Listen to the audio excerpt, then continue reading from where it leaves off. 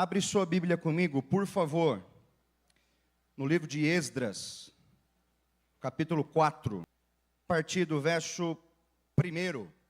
Vamos lá? Fala assim: quando os inimigos de Judá e de Benjamim souberam que os exilados estavam reconstruindo o templo do Senhor, o Deus de Israel, foram falar com Zorobabel e com os chefes das famílias. Vamos ajudá-los nessa obra, porque, como vocês, nós buscamos o Deus de vocês e temos sacrificado a Ele desde a época em que Esar-Adom, rei da Síria, que nos trouxe para cá. Contudo, Zorobabel, Jesua e os demais chefes das famílias de Israel responderam: não compete a vocês a reconstrução do templo do nosso Deus. Somente nós o construiremos para o Senhor, o Deus de Israel, conforme Ciro, o rei da Pérsia, nos ordenou. Então, a gente da região começou a desanimar o povo de Judá e a atemorizá-lo, para que não continuassem a construção. Pagaram alguns funcionários para que se opusessem ao povo e frustrassem o seu plano. E fizeram isso durante todo o reinado de Ciro, até o reinado de Dário, reis da Pérsia. Amém? Senhor Jesus, nós te agradecemos, Deus, pela sua presença já manifesta nesse lugar, nessa noite. O nosso desejo, Deus, é que agora a tua palavra ministre nos nossos corações. Nós estamos, Deus, com os nossos corações abertos e sedentos para aquilo que o Senhor deseja falar e fazer através de nós e em nós, Deus, nesse lugar hoje. Que o Senhor encontre espaço nos nossos corações, que a sua graça venha sobre nós, que a nossa atenção, Deus, esteja focada naquilo que o Senhor deseja fazer hoje, em nome de Jesus. Amém. Amém. Queridos, houve um tempo, na história do povo de Deus, que eles estiveram exilados na Babilônia. Foi quando o rei Nabucodonosor foi até lá, até Jerusalém, destruiu o templo, destruiu a cidade e levou o povo cativo para a Babilônia. O profeta Jeremias disse que esse tempo duraria 70 anos. E ao fim desses 70 anos, o povo retorna a Jerusalém para poder reconstruir o templo, os muros, para poder reconstruir suas vidas.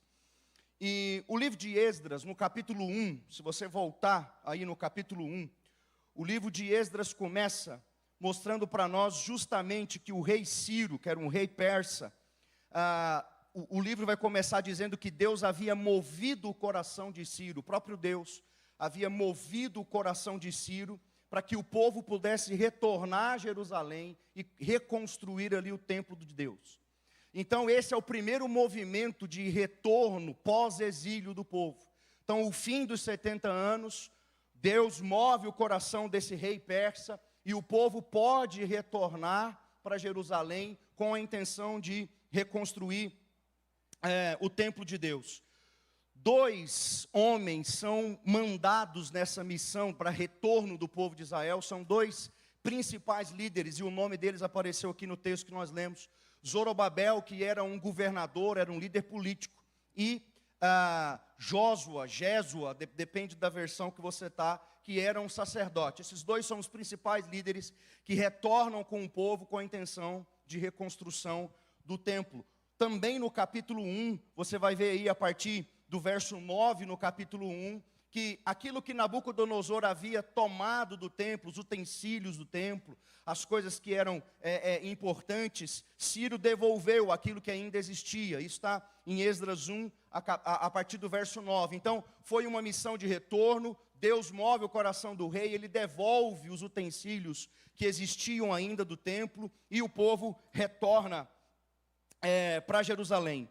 No capítulo 3 de Esdras, dos versos 1 até o verso 6, nós vamos ver o momento da reconstrução do altar de Deus. Então eles retornam para Jerusalém, com a intenção de reconstrução do templo, e a primeira coisa que eles fazem é reconstruir o altar de Deus. Então eles fazem o altar, adoram ao Senhor nesse altar, eles sacrificam ali animais em adoração ao Senhor, por um período, eles vão festejar ao Senhor a festa dos tabernáculos.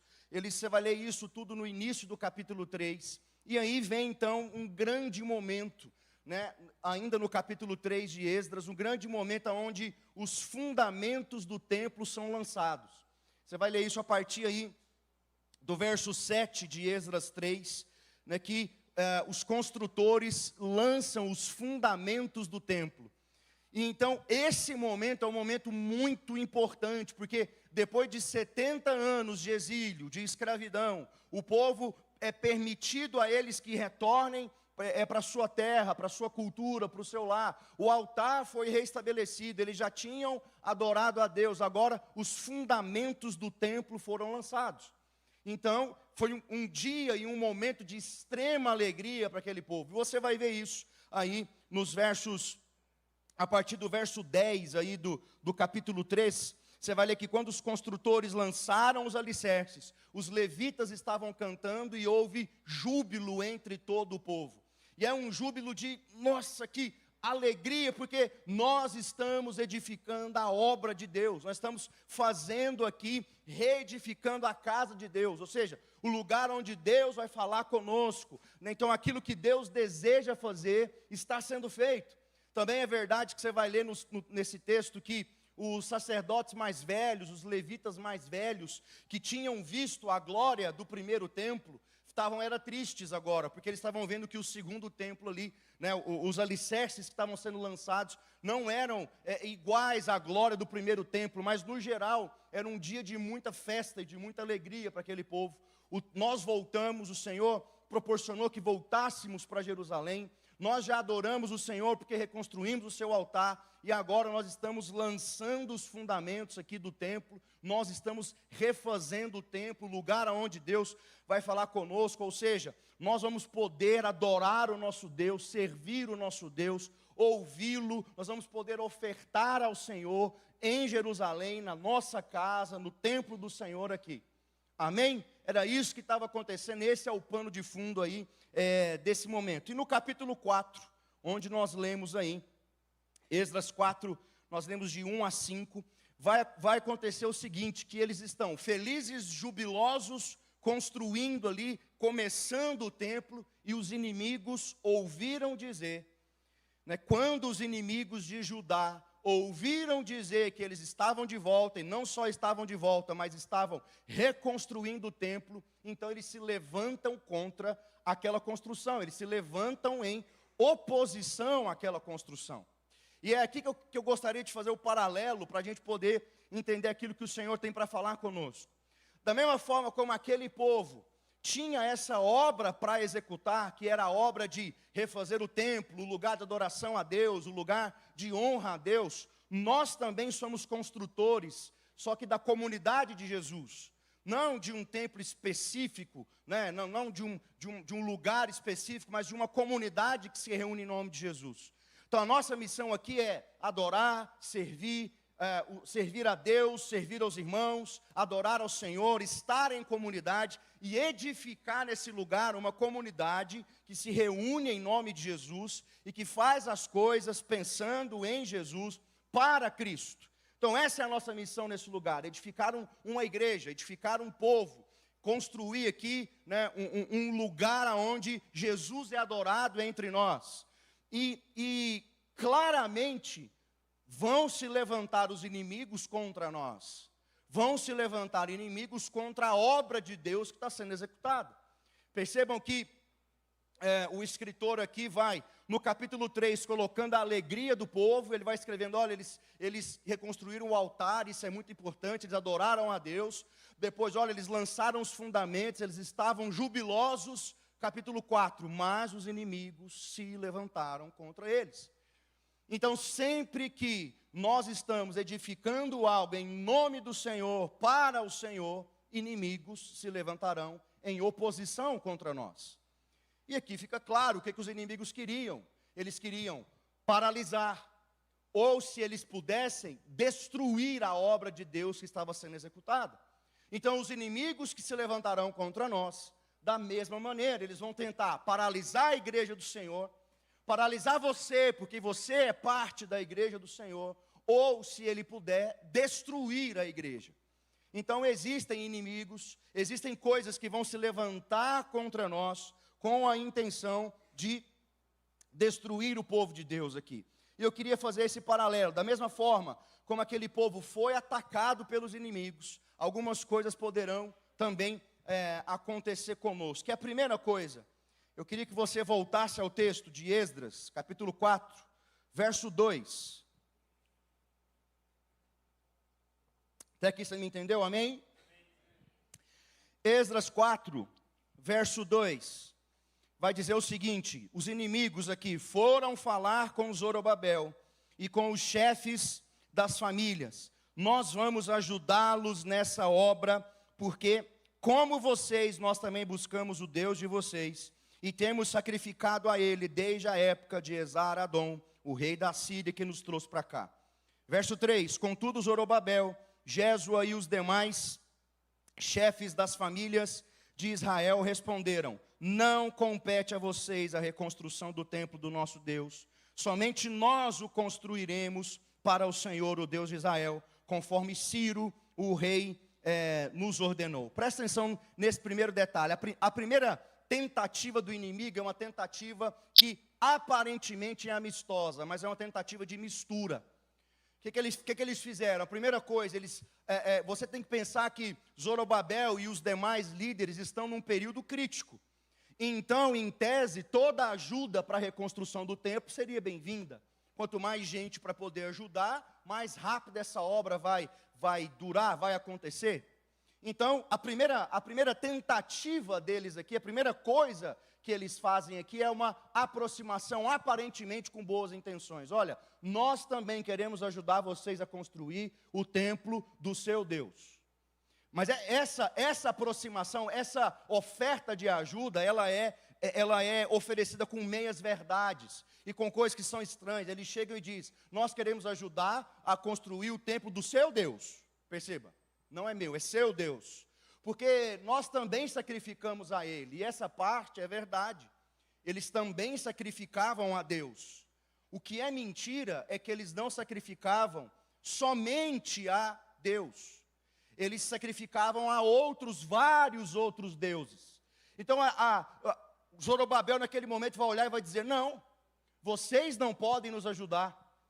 Compete a nós reconstruir o templo. Por quê? E a atitude dele é sábia, e ele foi tão enérgico na resposta, porque se ele permite que aquele povo entre, que aquele povo se misture ao que estava acontecendo, quando o templo estivesse edificado, eles não poderiam expulsar aquele povo de lá, já que eles teriam ajudado na reconstrução, e eles também não poderiam, de alguma maneira, impedir que aquele povo adorasse a outros deuses no templo de Deus.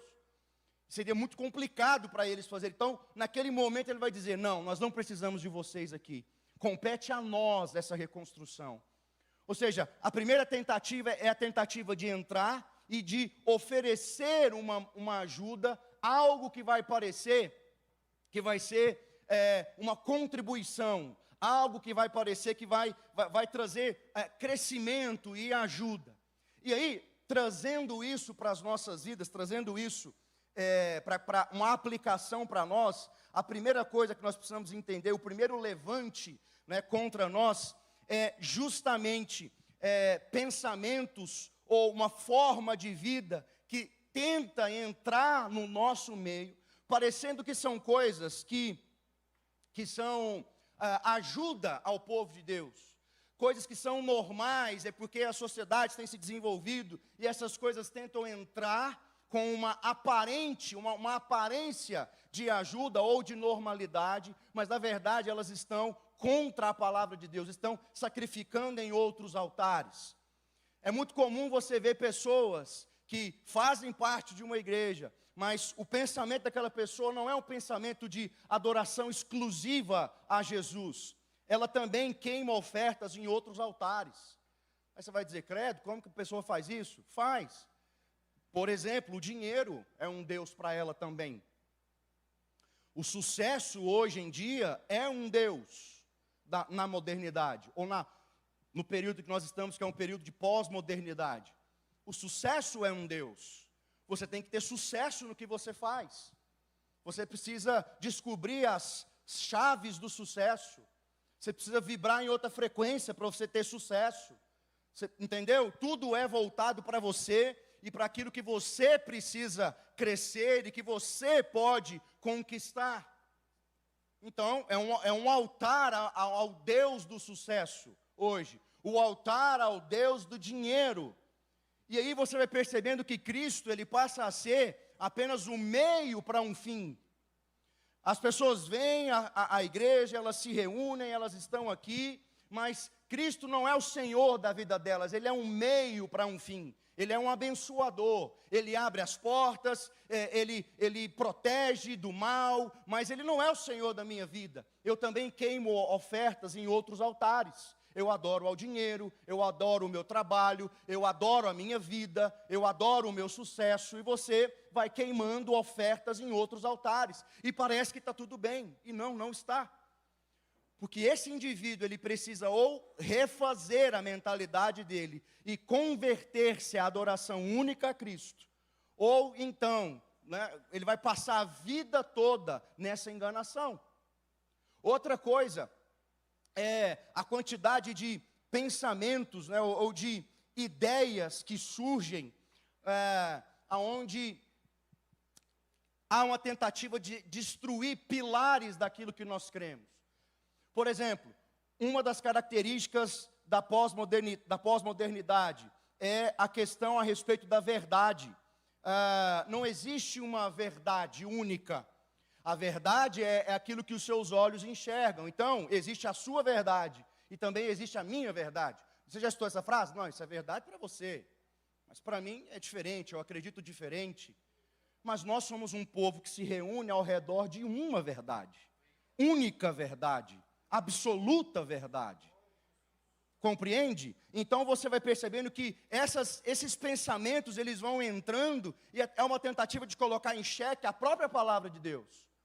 Ou a própria, por exemplo, a família, ou a figura do homem, ou a figura de si mesmo. São coisas que vão entrando e pensamentos que vão entrando, que se nós permitirmos que fique no nosso meio, isso vai causar danos. Percebe que eu não estou dizendo que nós temos que fechar as portas da igreja e impedir que pessoas que pensem dessa maneira entrem aqui. Não é isso que eu estou dizendo. Eu estou dizendo que todos são bem-vindos nesse lugar. Qualquer pessoa é bem-vinda nesse lugar. O que eu estou dizendo é que nesse lugar nós precisamos entender que há uma única e exclusiva verdade que fala aos nossos corações. Não é o que o pastor fala, não é o que as canções cantam, é o que está escrito na sã doutrina. Isso é uma verdade imutável. Essa é uma verdade que precisa encher os nossos corações. Isso é o que tem que estar dentro de nós. Então a primeira coisa, nós não podemos permitir que essas coisas entrem no nosso arraial e que aqui dentro essas sejam vistas com ar de normalidade. Nós não podemos enxergar como ar de normalidade. Então nós precisamos pensar, será que eu enxergo a vida dessa maneira? Será que eu tenho queimado ofertas em outros altares também?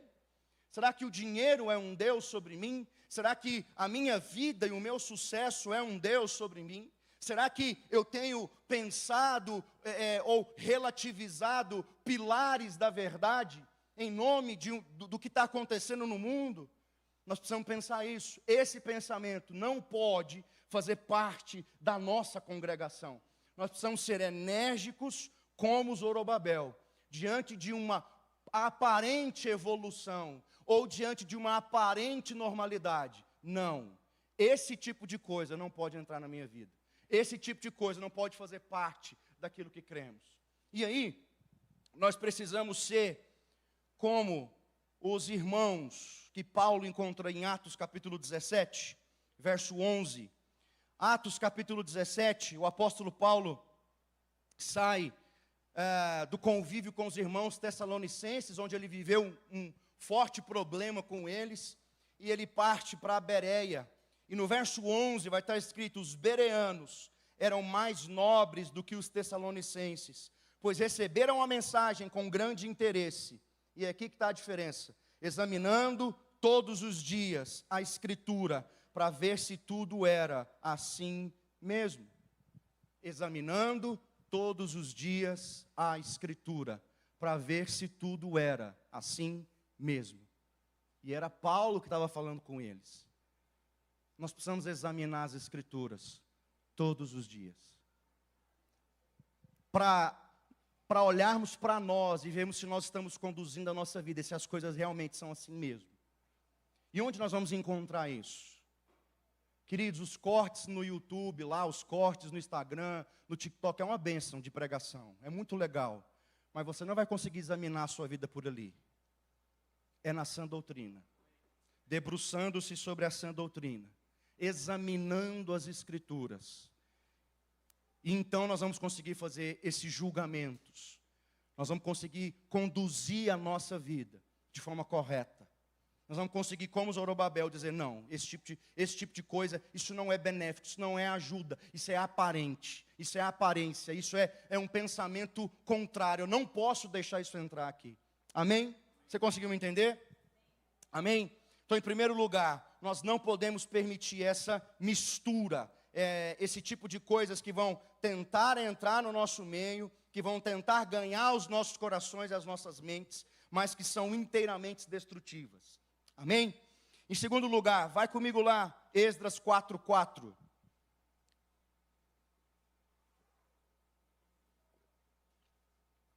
Qual foi a outra ação do inimigo? A outra ação foi Esdras 4:4. Então, depois dessa negativa de Zorobabel, então a gente da região começou a desanimar o povo de Judá.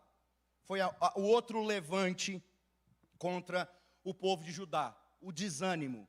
Vamos desanimar o povo. E o que é desânimo? Falta de energia para realizar algo. É o estado de alguém que está desestimulado, abatido. E aí o problema é que quando nós estamos desanimados, geralmente há dois comportamentos que nós alimentamos, estando desanimados com qualquer coisa. Óbvio, o foco aqui é a congregação, é aquilo que nós estamos construindo em nome de Jesus. Mas quando o desanimado, ele está nesse estado, ele pega pequenas situações e isso se tornam grandes motivos. Pequenas coisas se tornam grandes motivos. Esse é um dos comportamentos de quem está desanimado. E o outro comportamento é a exaltação apenas dos pontos negativos a respeito de algo. O desanimado parece ser incapaz de enxergar os pontos positivos de algo. Ele somente enxerga os pontos negativos. Então perceba que uma das atitudes do inimigo contra o povo de Deus, contra a obra de Deus, era levantar desânimo. Vamos desanimá-los. Vamos desestimular esse povo. E desânimo como assim? Quais são as raízes do desânimo? Ou que nós temos que estar atentos a quais elementos que podem provocar desânimo em nós. Desilusões ou ofensas em relação à igreja, em relação a algum irmão, em relação à liderança, desilusões e ofensas. Isso provoca desânimo. Outra coisa, a demora diante da longa espera para a realização de algo que você quer muito. E aí, isso parece que demora, que nunca acontece. Parece que você está percorrendo uma miragem, que quando você está quase chegando e vai apalpar aquilo que você tanto espera, é só uma imagem, não tem nada ali, é uma miragem. E Provérbios 13:12, inclusive, vai dizer que a esperança que se retarda deixa o coração doente. Então, de fato, às vezes uma esperança que está sendo retardada, um desejo que está sendo retardado, que não está acontecendo e que está demorando, isso pode trazer desânimo no nosso coração. Outra coisa, quando as situações elas não ocorrem como nós havíamos planejado, ou elas não acontecem da forma como nós achamos que elas deveriam acontecer. Quando as coisas estão acontecendo e, bom, isso fugiu dos meus planos, aí gera um desânimo, ou quando aquilo está acontecendo, nós estamos aqui num convívio de igreja, eu acho que não tinha que ser assim, podia ser tanto diferente, e isso provoca nos nossos corações desânimo. Outra coisa, quando nós nos tornamos desanimados, quando depois de muito tentar a respeito de algo, nós tentamos e o negócio não foi para frente, a gente é o famoso, larguei de mão, prestou essa expressão? larguei de mão. Por quê? Porque não deu certo. E aí traz desânimo no coração. Ou a soma de inúmeras preocupações, elas também vão provocar no nosso coração desânimo. A soma das preocupações nos nossos ombros vão provocar desânimo. E aí, sabe qual que é o problema do desânimo? Por que ele foi usado como uma arma ali? É porque um desanimado, você precisa de um só. Ele é como fogo num campo seco. Porque o desânimo se alastra. Ele é uma doença. Ele se alastra no meio do povo. Você pode chegar todo animado para alguém que está desanimado. Na hora que você coloca o seu ânimo para fora, a pessoa, aquilo gela você também. É ou não é verdade? Esse é o problema do desânimo. Ele é contagioso. É aquela história, por exemplo, imagine um líder desanimado. Qual que é o problema de um líder desanimado? Aí você tem um outro irmão na igreja, que está lá feliz no coração dele. Nossa, Deus falou comigo, eu fui empolgado por uma palavra. E aí, eu quero me tornar um líder de célula. Aí ele fala isso para um líder desanimado. Aí o líder, mexe com isso não. Nossa, já parou para pensar que toda quarta-feira você vai ter que estar lá? Que não dá para faltar, que você é o líder do negócio? E o tanto que gente dá trabalho, as pessoas têm canseira, vai ficar te ligando. Pronto. Cortou ali, acabou. Ou a pessoa, né, nossa, eu estou animada, quero uma célula lá em casa. Mas dá tchau para o seu sofá então. A pessoa que tanto de menino em cima do seu sofá, aquele negócio, vai sujar o banheiro, você vai ter que limpar a casa antes, você vai ter que limpar a casa depois. Desânimo. É contagioso, é uma doença. Ele é contagioso. E aí, está em um, pega no outro, e esse fogo vai se alastrando, e quando você vê, está uma igreja inteira desanimada. E o que acontece? Esse povo para de trabalhar. Porque também é um dos efeitos do desânimo. Para-se de trabalhar, para-se de funcionar. E como é que a gente vai correr disso? Há algo que eu posso fazer ou pensar, estando, por exemplo, hoje desanimado? Tem algo que você pode pensar.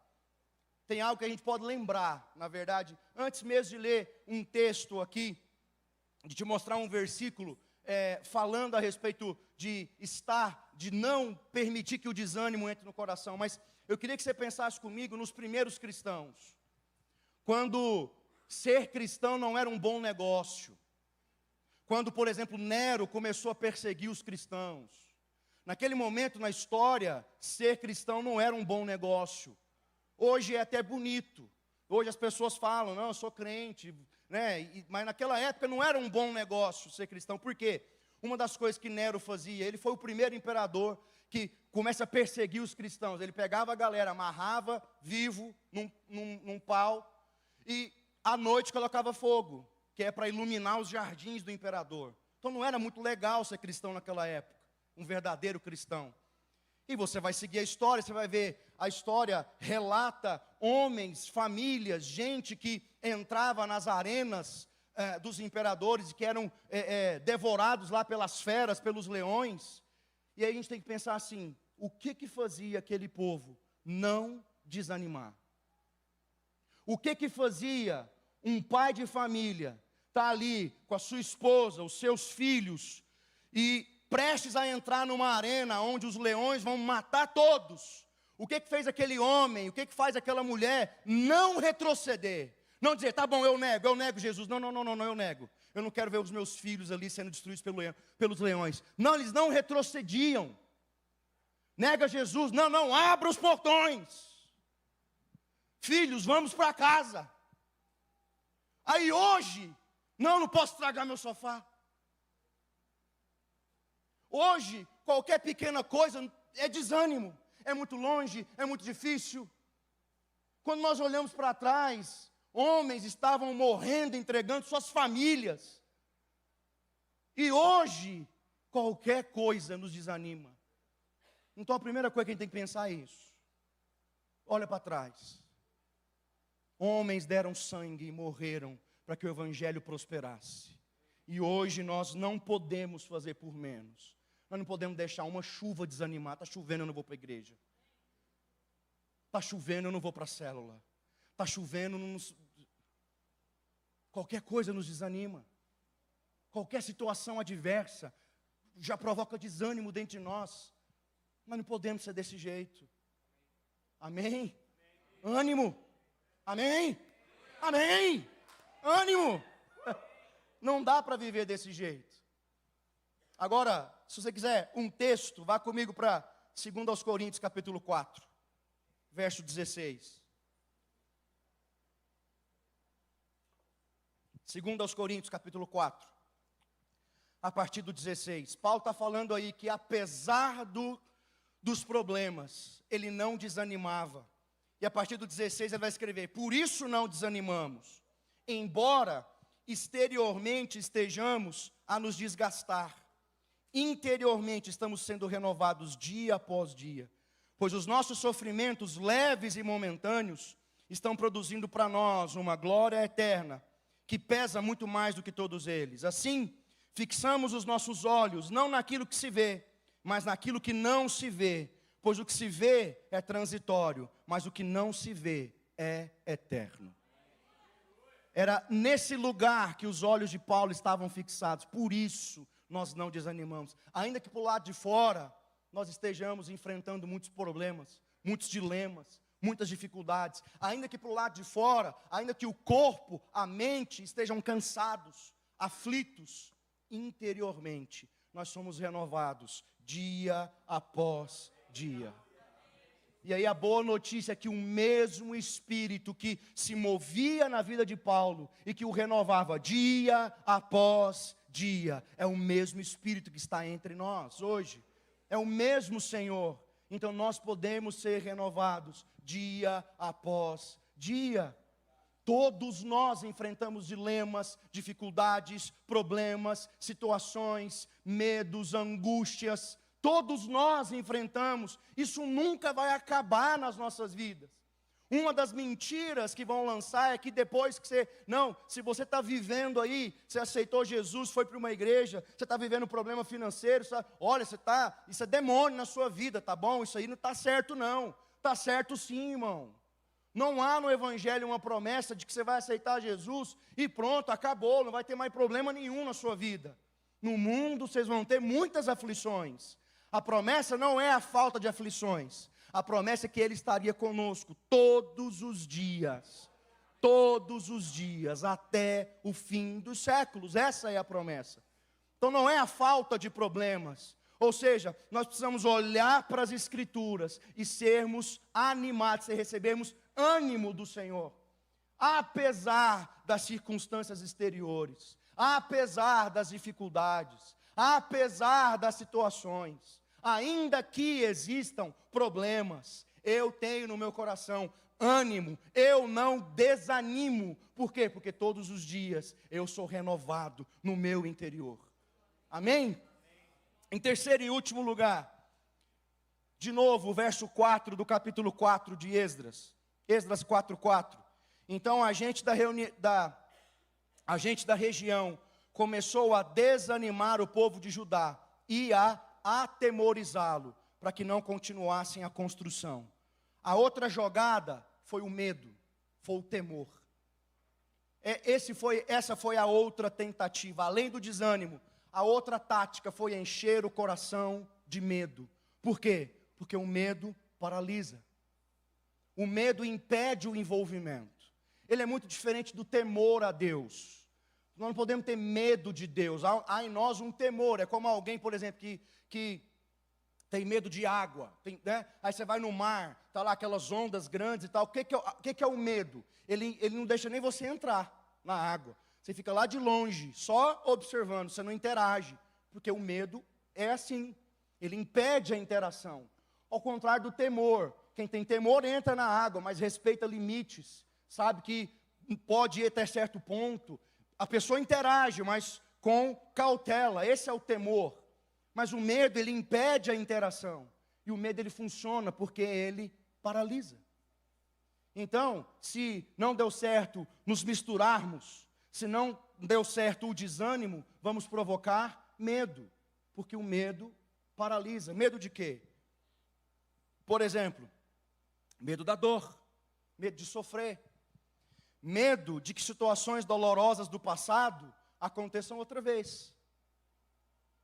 Por que você não se envolve, querido? Não, porque lá atrás eu fui ferido por uma liderança, por um pastor, por alguém. E aí hoje eu estou aqui, mas eu não quero me envolver, porque, né, vai que acontece de novo.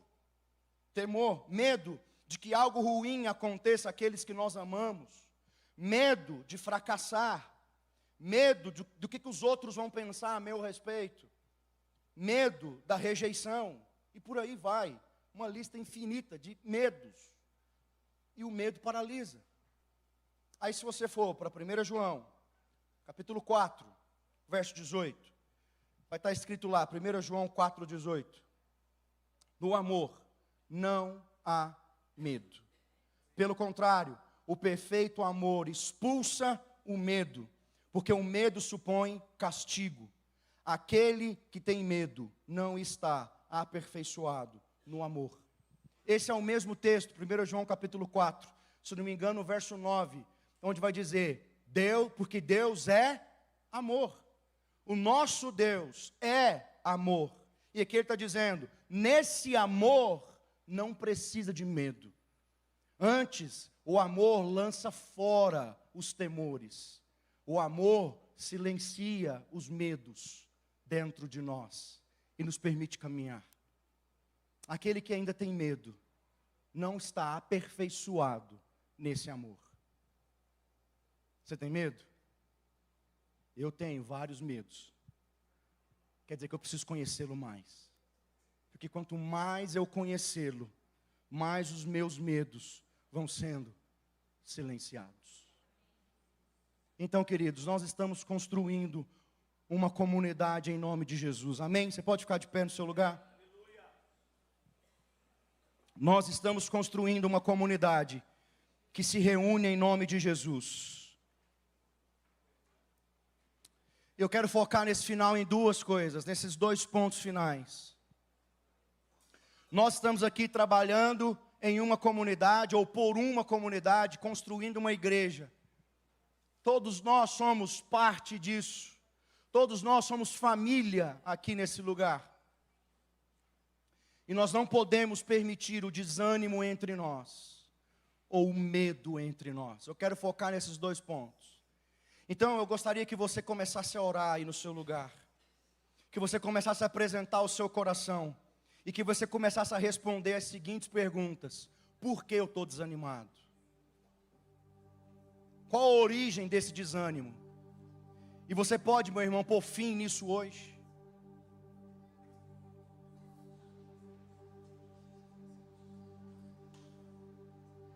Você pode clamar ao Senhor e abra o seu coração. Às vezes você está cansado mesmo.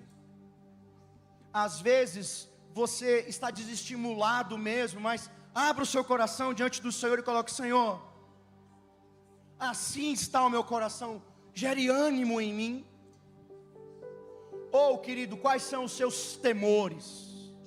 Quais são os medos que rondam a sua vida, que te impedem de avançar?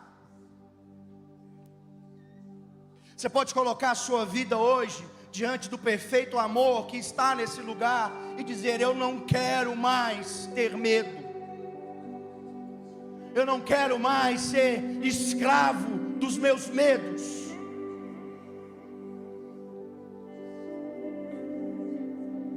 Você pode colocar a sua alma aflita diante do Senhor e clamar a Ele, e dizer para você mesmo: por que a minha alma está abatida? Espere no Senhor. Porque eu tenho medo? Porque ainda que eu ande pelo vale da sombra da morte, Ele estará comigo.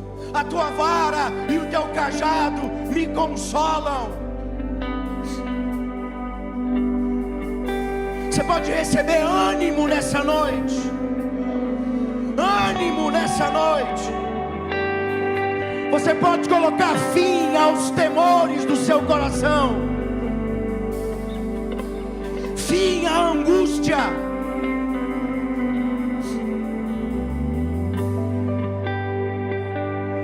Você pode receber hoje do Senhor alegria, ainda que em mesmo a muitos problemas. Paz, ainda que em meio a muitos dilemas. E ânimo.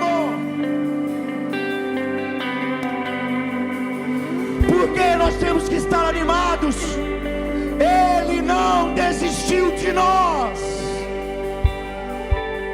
Ele não desistiu de nós. Então ânimo, igreja, valentia, força e coragem. Você pode se posicionar nessa noite. Chega de desânimo, chega de desculpas.